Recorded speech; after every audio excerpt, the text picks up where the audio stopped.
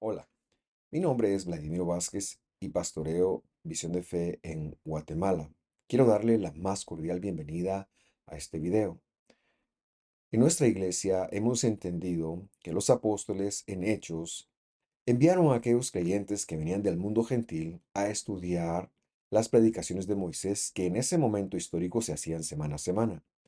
Y esa es la razón de que nosotros transmitamos hoy en día cada semana una nueva porción. Mi deseo es que esto pueda colaborar como un manual para el creyente del siglo XXI. Que Dios lo bendiga y gracias por sintonizar.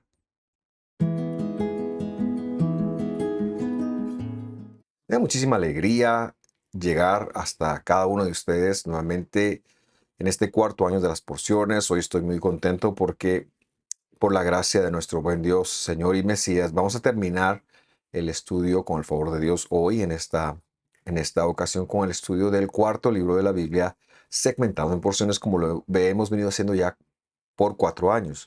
Esta porción se llama Matot Masei. De hecho, son dos porciones que están juntas y que regularmente se leen juntas, es decir, ni siquiera en años que son de 13 meses se separan. Eh, Matot es la palabra las varas de, como mecanismos de adopción, que traducen como tribus, mientras que Masei quiere decir los viajes de o los desplazamientos de, y registra lo que a lo largo de los 40 años se hizo en este desierto. Esta porción comprende del capítulo 30, versículo 2 de Bemidbar, el cuarto libro de la Biblia. En castellano le han llamado Números, hasta el final del 36:13. Y como es mi costumbre, quisiera hacer un breve resumen de lo que veíamos el año pasado cuando desarrollamos el tema La venganza de Dios. Recordará usted, si no lo vio, le recomiendo que lo haga, pero recordará usted, si sí lo vio, de que Dios le dice a Moisés que es hora de aplicarle la justicia a los midianitas y también a Bilam o Balaam, que es un brujo que ha aportado a este pueblo el hecho de decirle a ellos que seduzcan a los israelitas por medio de la idolatría y de la fornicación. Así que Dios quiere hacer justicia, quiere hacer venganza con este pueblo, porque se ha desatado una plaga no pequeña dentro del pueblo de Dios y ahora va a acabar con este momento en donde la justicia le va a alcanzar a estas personas. Ellos van a la guerra, regresan con la victoria, pero el año pasado hablamos de qué se hizo con las personas, específicamente con las mujeres que sobrevivieron a esto, y veíamos cómo ellas fueron insertadas y adoptadas para ser o para tener la oportunidad de ser parte del pueblo. En este ánimo, en este contexto, entonces ellos vienen de la guerra con la victoria, vienen con las mujeres, y al llegar a la frontera del campamento, Moisés y el sacerdote Eleazar les salen los salen a encontrar, y lo que va a pasar ahora es cuál es el mecanismo después de una guerra de cómo esta gente puede reincorporarse a su vida cotidiana. Y es muy importante porque así lo fue también, aunque no se lo narra, pero en las conquistas de Josué, este era el protocolo que tenían que atravesar. David, Saúl, en fin, todas las personas sí querían hacerlo desde reinsertarse, perdón, desde la perspectiva de Dios. Vamos entonces al capítulo 31, versículo 19, que es donde lo dejamos el año pasado, y leemos. Y ustedes, refiriéndose a la gente que salió a pelear, al ejército, acampen fuera del campamento por 7 días. Ese es el proceso de reincorporación luego de venir de una guerra. Todo el que haya matado a una persona, es decir, a un nefesh, y todo el que haya tocado a un muerto, se purificará. Traducen, yo le coloqué ahí lo que la palabra esta lee, que es ofrecerá una ofrenda por pecado. Ustedes y también los cautivos, es decir, las damas que han venido de la guerra, al tercer, al tercero y al séptimo día. Eh, Varias cosas que quisiera dejar en su corazón a manera de introducción. En primer lugar, eh, cualquier persona que haya matado porque está en la guerra tiene que entonces atravesar este protocolo, o que haya estado presente en una muerte, o que haya tocado algún muerto. Recordará usted que a veces había que cargar a personas, a cadáveres, en fin. Y esto es lo que se da en un contexto de guerra. Ahora, ¿por qué le puse yo la palabra persona nefesh allí? Porque esta es la palabra que normalmente se traducen como alma. Y las almas, como se las entiende en la filosofía, es intangible. Pero aquí está hablando de que esto es una persona. La palabra alma en la Biblia es una persona, es un ser intangible, y en este caso son cadáveres. Estas personas entonces tienen que purificarse, y la palabra que está en hebreo es la palabra hatá. Hatá es la palabra que se traduce como pecado o como ofrenda por el pecado. Sin embargo, acá nos está refiriendo a que ellos tendrían que llevar una ofrenda por el pecado, ya que esto tendría que hacerse en el tabernáculo y ellos todavía no tendrían acceso. Así que nos está refiriendo a ello. Por eso creo es que han traducido muchas veces purificarse. Pero como lo veíamos en la porción de Jucat, allá por el capítulo 19, de hecho de este mismo año lo vimos, cuando se habla de una jata en función de hacer un proceso de reinserción por haberse inhabilitado con muerto, se refería a la ofrenda de la vaca roja. ¿Y cuál era esta ofrenda? Se refería a que había todo un protocolo para degollar y para ofrecer esta vaca en una ofrenda de fuego, en una ola, se llama en hebreo esto lo que traducen como holocausto. La quemaban completamente y las cenizas las mezclaban con agua. Hacer jata, entonces lo que colocan purificarse, era eh, rociar esta agua a las personas. Y todo esto tiene un componente mesiánico muy hermoso, ya que el que quita de nosotros la inhabilitación para estar con Dios es precisamente el Mesías en la obra del madero. Y a partir de la venida del Mesías, este es el mecanismo, que nosotros nos arrepintamos, y Él es el que nos purifica, por así decirlo. Pero a mí no me gusta tanto esto de purificar o inmundo o impureza, porque deja la connotación que está algo sucio. No, y aquí no está hablando de suciedad, aquí está hablando de estar inhabilitado, que es una condición que el hombre queda, que le impide acceder a conocer, a ver, a entender a Dios, incluso aunque esté leyendo la escritura, incluso aunque esté yendo a una congregación. Esta condición impide que el hombre conozca a Dios. Por eso es que la escritura ha legislado mucho acerca de todas estas cosas que inhabilitan, como la idolatría, por ejemplo, como la dieta. También es algo que inhabilita mucho, pero en este caso está refiriéndose a, a lo que más inhabilita a las personas, que es el contacto con un muerto. Entonces la idea era que el tercer y el séptimo día, como hemos enseñado, ellos debían de verter agua sobre ellos como parte de ese proceso. Y repito, todo esto apuntaba al Mesías que iba a morir, como lo hemos hecho en otro desarrollo, y que amparados bajo este sacrificio, nosotros ahora confesamos nuestras inhabilitaciones y somos aceptos delante de Dios.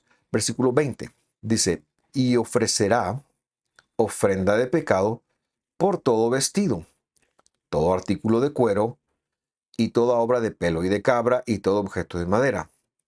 Lo que esto quiere decir, nuevamente, y tomando la conexión con el versículo pasado, es que debían de verter agua, esa agua del sacrificio de la vaca roja, sobre todos los objetos que aquí se nombran, que son los vestidos, los artículos de cuero, cualquier cosa que tenga cabra o madera, en fin, todo lo que se encontrara. Eh, Porque todo aquello que ha estado presente en la muerte de alguien queda inhabilitado, quedaba inhabilitado. Por lo tanto, pasaban, tenía que hacerle también ese procedimiento de las cosas.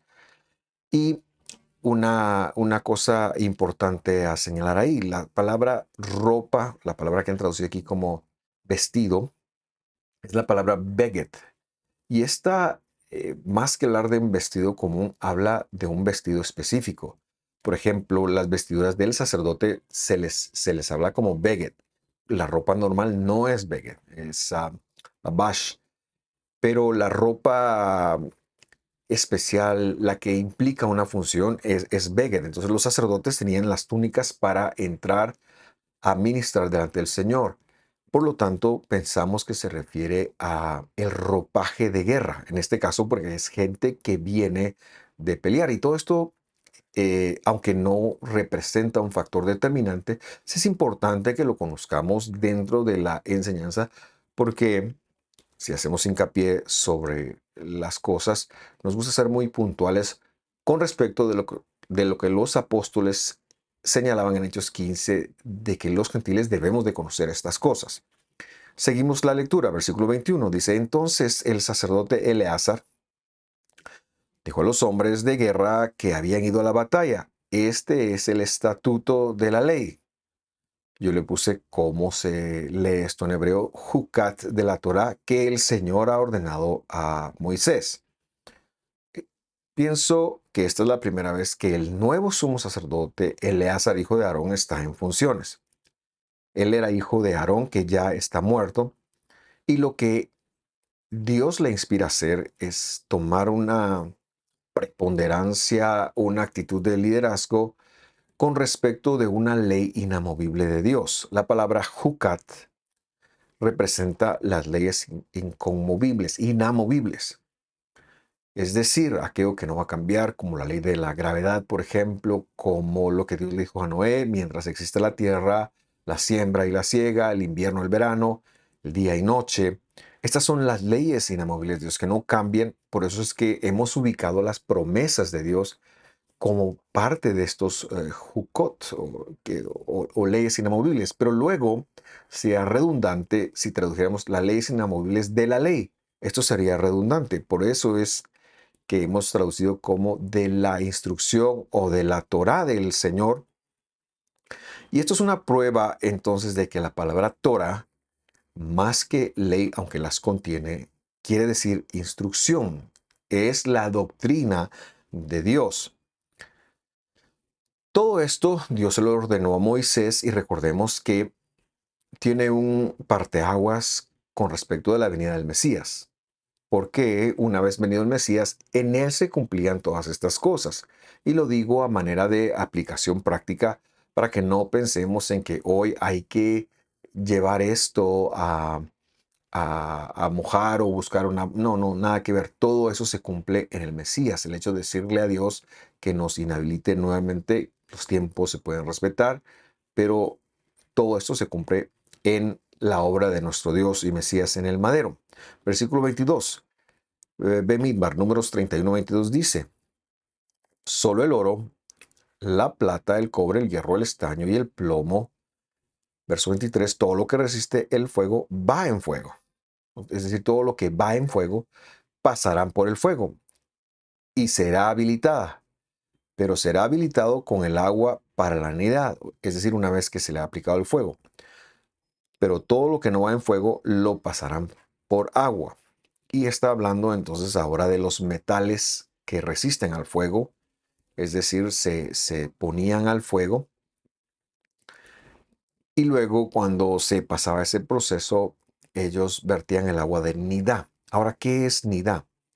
Esta palabra nos habla de la condición de una mujer, específicamente se ha usado para la mujer cuando está en la condición de menstruar. Cuando una mujer menstruaba, Dios le otorgaba 7 días para no tener que cumplir con sus responsabilidades conyugales con su esposo, es decir, estaban prohibidas las relaciones sexuales. Nida era el tiempo que menstruaba, pero aunque menstruara solamente 3 o 4 días, la mujer tenía que esperar hasta el séptimo día para tomar el proceso de rehabilitación y luego ya podría subir y tener relaciones íntimas con su cónyuge.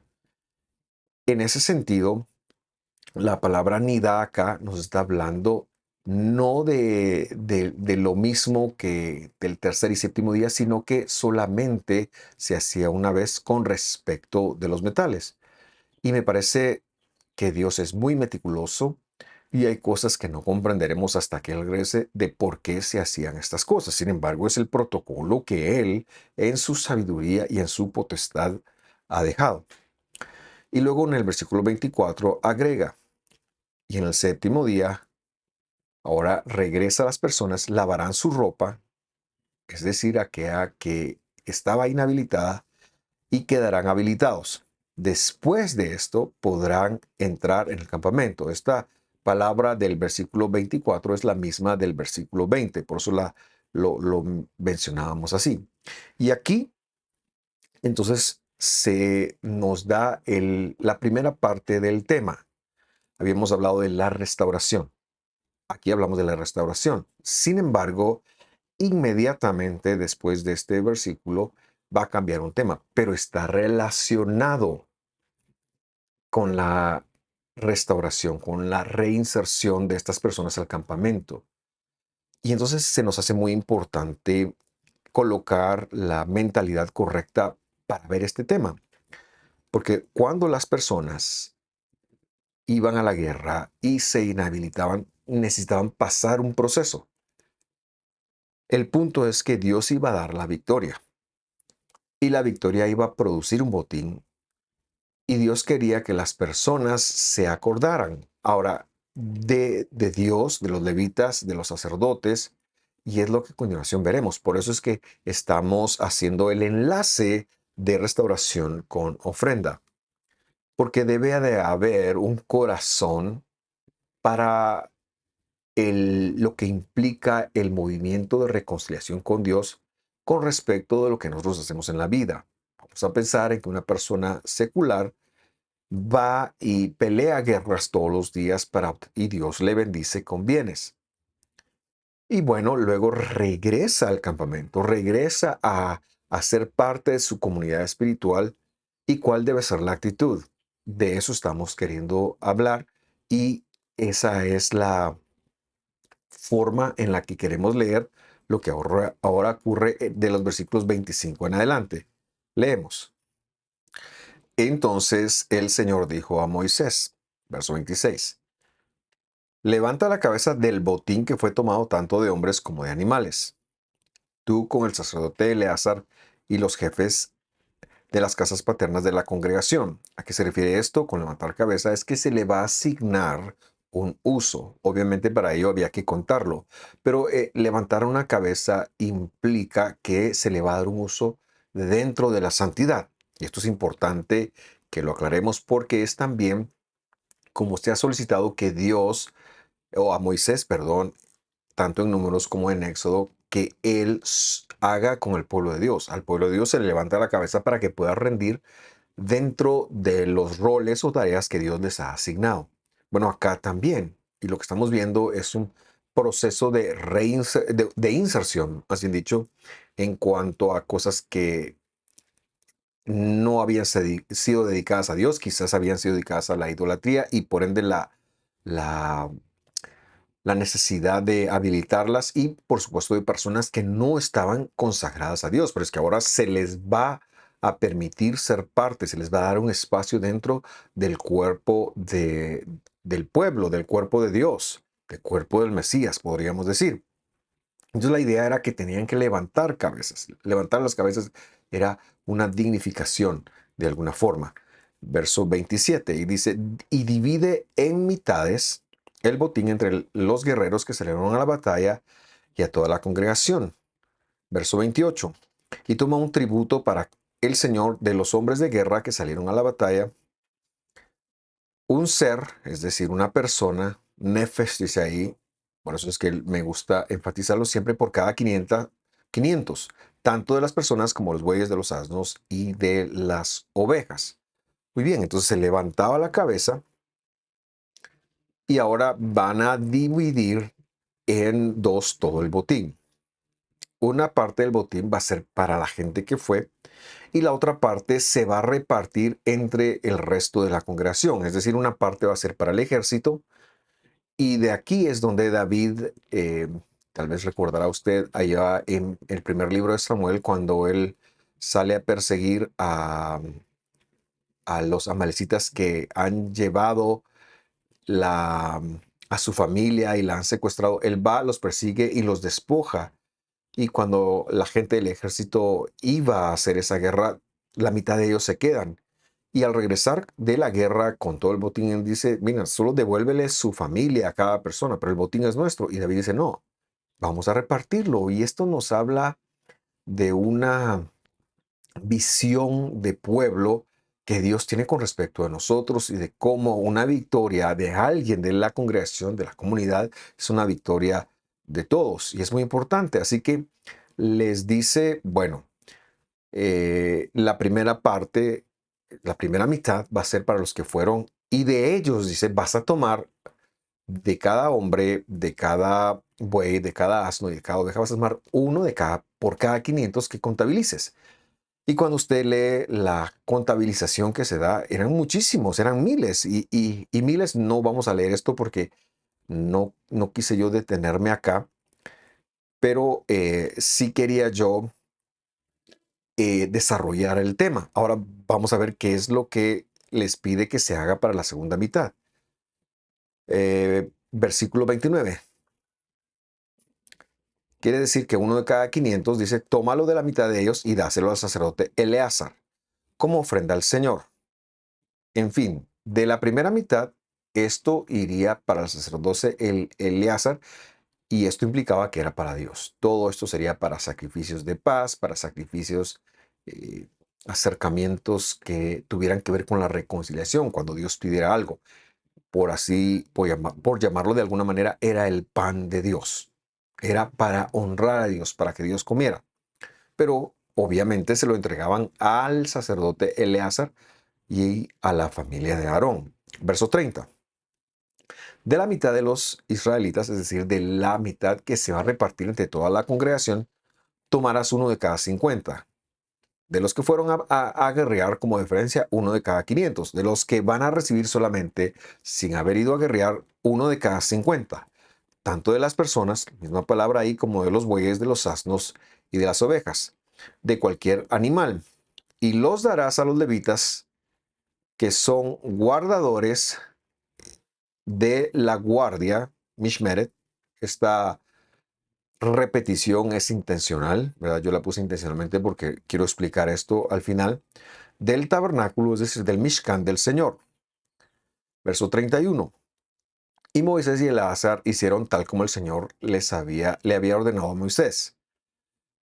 Ahora, muy bien, vemos entonces que los levitas iban a recibir, que eran más que los sacerdotes, por supuesto, y van a recibir uno, también una parte, una ofrenda de la parte que correspondía al pueblo. Y a ellos se les menciona que son los guardadores de la guardia, o los guardadores del Mishmeret, para decirlo en hebreo, del tabernáculo del Mishkan. En ese sentido, Eleazar va a recibir animales, siervos, para entregar a Dios. Pero los levitas, que se encargan de cuidar y de transportar, van a recibir también una parte que es para que ellos administren, no necesariamente para que ofrezcan como sacrificios, sino quizás también para ellos para poder disfrutar. Verso 41. Nos hemos saltado 10 versos porque estos 10 versos lo que hacen es decirnos qué fue lo que hicieron, y lo hicieron así como Dios lo dijo, y ahí está la cantidades de ovejas, que son de miles. Verso 41. Moisés dio el tributo, que era la ofrenda elevada del Señor, al sacerdote Eleazar, tal como el Señor lo había ordenado a Moisés. Y me he adelantado hasta acá porque quiero resaltar algo. Lo que se va a entregar al sacerdote es una terumá, que es lo que se traduce allí de la palabra, de las palabras ofrenda elevada. ¿Qué quiere decir eso? Que tenían un uso exclusivamente, el más elevado de todos los usos. Hay varias ofrendas. Cuando vamos a la casa del Señor, podemos hacer una ofrenda en especie, podemos hacer, perdón, cuando vamos a una congregación, a una iglesia, podemos hacer una ofrenda, por ejemplo, en especie. Pero hay cosas que son más elevadas. Aquí está hablando de lo más elevado. ¿Y qué es lo más elevado en este momento histórico? Es el hecho de poder hacer reconciliación de Dios con su pueblo. Por eso es que se buscaba al sumo sacerdote y al sacerdocio. Hoy en día, ¿qué sería esto? Hoy en día esto tiene que ver con todo aquello que ayude en la predicación del Evangelio, de la Escritura, de la Torá. Eso sería. Esto hoy en día es lo más elevado. El hecho de que usted esté participando con nosotros en este momento, que sepa que es una de las cosas más elevadas que se puede hacer, el hecho de estudiar la Biblia, estudiar al Mesías en su contexto, estudiar a Jesús desde su contexto, es de lo más elevado que se puede hacer. Ahora veamos la parte de los sacerdotes, de los levitas, verso 47. Adelantamos la lectura hasta el 47 porque lo que se hace es narrar qué fue lo que recibieron cada uno de ellos o lo que recibieron los levitas. Verso 47 dice, de la mitad del botín de los israelitas, Moisés tomó uno de cada 50, tanto de hombres como de animales, y se los dio a los levitas, guardadores de la guardia Mishmeret del tabernáculo, es del Mishkan del Señor, tal como el Señor lo había ordenado a Moisés. Y ahora lo que quiero hacer es explicar entonces de qué se trata todo esto. El lugar más santo de la tierra en este momento histórico y que representaba la promesa que Dios le había dicho a Abraham era lo que se conoce aquí como el tabernáculo. Mishkan es en hebreo. La palabra Mishkan viene en el verbo shahan, que quiere decir habitar pacíficamente. Mishkan entonces es la habitación pacífica de Dios. Esta era una tienda que también se conocía como la tienda de reunión. Usted lo puede encontrar en la escritura. Era una tienda que cubría lo que en castellano se conoce como el lugar santísimo, donde estaba el arca y muchos otros, algunos otros artefactos como dentro del arca las tablas de piedra de la ley, de de las 10 palabras que se conocen como los 10 mandamientos, una porción de maná, un reconciliatorio que era la tapadera del arca, que era otro elemento, y todos estos elementos se conocían como los rostros de Dios. Era el lugar más santo y a este lugar solo se podía ingresar una vez por año para hacer reconciliación generalizada por el pueblo de Israel.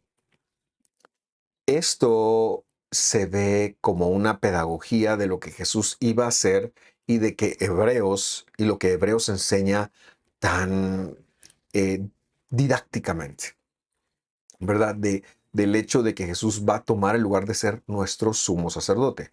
Pero en este lugar, entonces, no es que Dios, el ser de Dios, la presencia de Dios estuviera ahí, no, estaban sus rostros, que eran superficies u objetos visibles que lo representaban a Él. Porque en el plan de Dios, en la promesa que Dios le dio a Abraham, Dios le dijo, yo voy a morar entre ustedes. Y esto es lo más elevado a lo que podemos aspirar. Así que la primera parada en el desierto fue estos rostros. La segunda parada de esto es el Espíritu Santo, que es el poder de la santidad de Dios dentro de nosotros.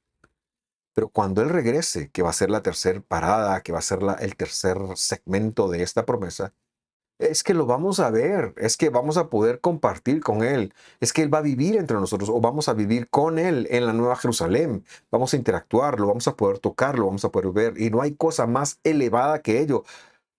Pero si Él ahora mismo se decide a venir y vivir entre nosotros sin haber hecho su sacrificio, nos destruiría porque el pecador no puede estar en la presencia del Dios Santo.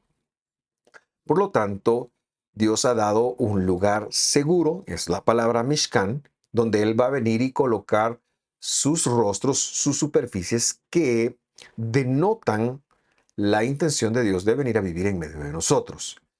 Luego está el segundo lugar, el lugar santo, y ahí se encontraban una, menorá o candelabro, una mesa, unos panes que también se llaman los panes de los rostros, que representaban otros rostros y otras didácticas de lo que Dios venía a hacer. Algún día vamos a hacer un estudio donde se tengan cada uno de estos elementos y lo que representaban. Pero por el momento que estamos haciendo este desarrollo, hemos de entender entonces que el Mishkan o tabernáculo era la tienda que cubría estos dos lugares y era el lugar más santo del mundo porque era lo que representaba la promesa de Dios de venir a vivir en medio de nosotros.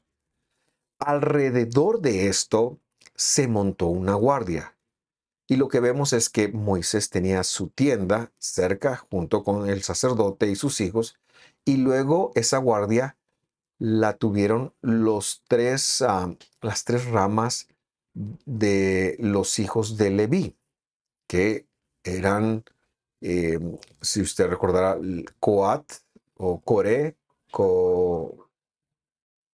creo yo, Coat, recuerdo en hebreo, am, se me olvidaron los otros dos, los coatitas, los dos de Merari, y me hace falta uno, pero los tres hijos de Leví se ponen alrededor y monta una guardia y la guardia está para que ningún israelita traspase cierto lugar porque puede caer fulminado por Dios. Ellos llegaban entonces, consultaban con los sacerdotes y decían, ¿sabes qué? Entonces mi pecado fue este, ¿qué ofrenda debo de hacer? Tal ofrenda. Y ya con la ofrenda pasaban y llegaban al lugar donde ofrecerían este sacrificio para obtener reconciliación. Pero esta guardia era un punto muy importante de la defensa de Dios por su pueblo. Esa guardia se llama Mishmeret y es como protección, no para Dios, porque Dios no necesita protegerse de nosotros, sino era protección para el pueblo. Por lo tanto, Dios coloca a los levitas para cuidar el acceso a esto y como les da una tarea que eventualmente les va a impedir a ellos, por ejemplo, hacer tareas que les lleven a tener recursos, Dios les está dando recursos. Dios les ha dado un trabajo y ahora Dios está demostrando cómo Él, incluso en el desierto, les iba a cuidar.